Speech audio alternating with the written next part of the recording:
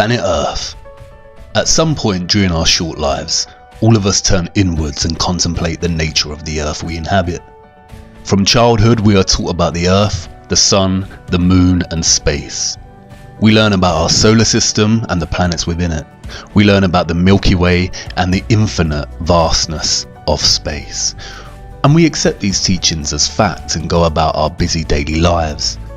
One day, I decided I wanted to know more about our world and universe. I wanted to know everything, so I started digging. But straight away, I started to bump into things that made me stop and think, here are a few of those things. Did you know that our spherical Earth is spinning in space at a rate of over 1,000 miles an hour? And that the Earth rotates the Sun at over 67,000 miles per hour, causing us to hurtle through the Milky Way galaxy at over 500,000 miles per hour? And all the while the Milky Way is expanding at the speed of light, zooming at roughly 670 million miles per hour. Mind-dazzling, isn't it? And yet not one single human on Earth can actually feel this motion.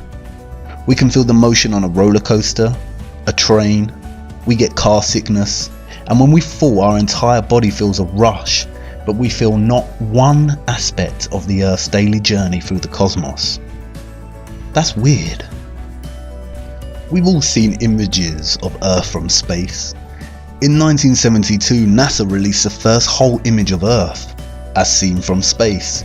Titled The Blue Marble, one can only feel amazement at its perfect spherical shape and feel the immense enormity of the silent nothingness that surrounds our blue marble. But did you know that the blue marble image and every subsequent image of the Earth released by NASA are composite images, developed by computers out of data and finalized in Photoshop? There are no whole images of the Earth as seen from space. Who would have thought? And then there's gravity. Einstein theorized that gravity exists due to the curvature of space that results from a massive object, and it is the force that keeps us all rooted to the Earth.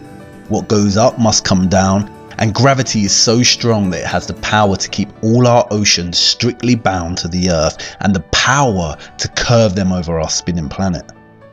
But it is not strong enough, however, to keep the birds from gliding through the skies, to stop feathers floating in the air and balloons rising. I guess gravity's power is a selective one. As I looked into space and physics more, I had more and more questions. And I knew that somebody much smarter than me out there had the answers. But it wasn't just space that fascinated me. I wanted to learn about the biological and geographical nature of our world. And again, as I dived into learning, I found more weird things that puzzled me. It's basic biology that living cells consist primarily of hydrogen and carbon, and water consists primarily of oxygen and hydrogen. But biologists found the strangest of anomalies in the poles of the Earth that even puzzled Soviet biologists. They found an unnatural amount of water frozen in the ice and an unusually high percentage of carbon dioxide in the world's oceans. There is a lot of water, snow and ice on the Earth. Do you know what this anomaly tells us? It tells us of a great worldwide fire in the Earth's history that, biologists have suggested, carried away 99% of the world's biosphere. What really puzzles me is that figure, 99%. That means that everything alive on Earth is now 20,000 times less in volume, and the biochemical mass of all living things is much less than before this huge fire. Wait, what? What did living things look like before that fire? There's no doubt that we could benefit from extensive scientific study in our poles, but did you know that Antarctica is the only continent on Earth that actually belongs to nobody? In 1959, the nations of the world signed the UN treaty ensuring that no country has claim to Antarctica. The treaty prohibits and regulates all global activity on the continent. Wait, come again? Since when has any nation given up their drive to own and exploit any land on Earth? I kept researching, which just opened up question after question, Some things just didn't make sense to me, and it seemed that many pieces of the larger puzzle were missing or just unanswered. And then I stumbled on something so ridiculous and absurd, I did not know whether to laugh or become angry.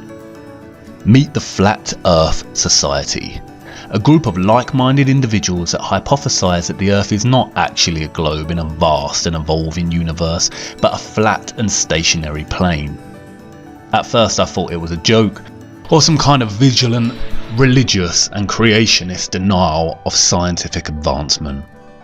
Humanity lived in the dark ages for years, and we finally have objective, progressive science advancing our understanding of this great mystery, and flat earthers think it's okay to promote such anti-scientific theories. Nonetheless, I thought I'd check it out before dismissing it completely. In fact, I just wanted a good laugh and some entertainment to keep boredom at bay. But you see, despite all my skepticism and desire to debunk and ridicule these flat earthers, what I found was nothing short of astonishing.